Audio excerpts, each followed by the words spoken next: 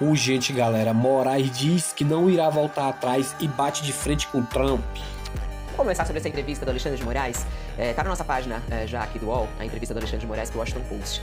E é muito interessante, inclusive, o abre da entrevista fala sobre o jogo do Corinthians, né? Porque a gente também falou sobre isso. Como é que Alexandre de Moraes, em meio a tanto ataque, a tanta coisa que ele tá enfrentando, ele vai lá pro jogo do time dele. Ele é corintiano roxo mesmo, né? E ele foi pro jogo e a reportagem abre por aí falando um pouquinho sobre esses bastidores. Mas o foco mesmo é ele dizendo a respeito de que ele não vai recuar. Não vai recuar 1 milímetro. Foi o que disse Alexandre de Moraes nessa entrevista exclusiva. É muito raro Alexandre de Moraes conceder entrevista, ele fala mais assim nos eventos, né? Mas essa foi uma entrevista que ele deu ao Washington Post e ele disse que foi, inclusive, apresentado como o juiz que não cede ao presidente Donald Trump. Isso aí, na verdade, é como o Washington Post o colocou. E o chamou, inclusive, de o xerife da democracia. O jurista mais poderoso da história do Brasil, foi o que definiu o jornal. Moraes afirmou nessa entrevista que não existe a menor possibilidade de ele recuar nem 1 milímetro sequer, apesar das sanções impostas contra ele. Disse Moraes, abre aspas, faremos o que é certo, receberemos a acusação, analisaremos as provas e quem deve ser condenado será condenado.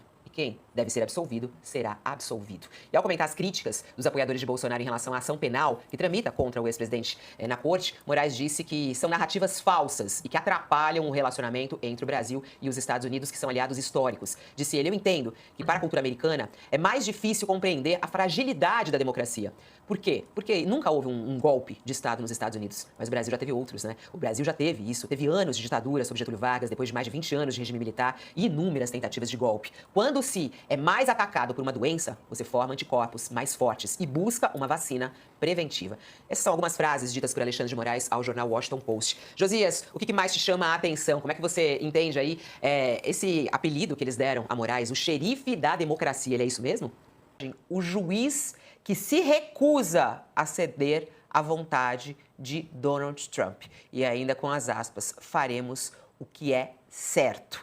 E aí, Raquel, o que significa uma entrevista como essa? Que tipo de resposta isso é ao próprio Trump, que vem, né, trazendo sanções ao Brasil, cometendo sanções ao Brasil por conta até de Alexandre de Moraes?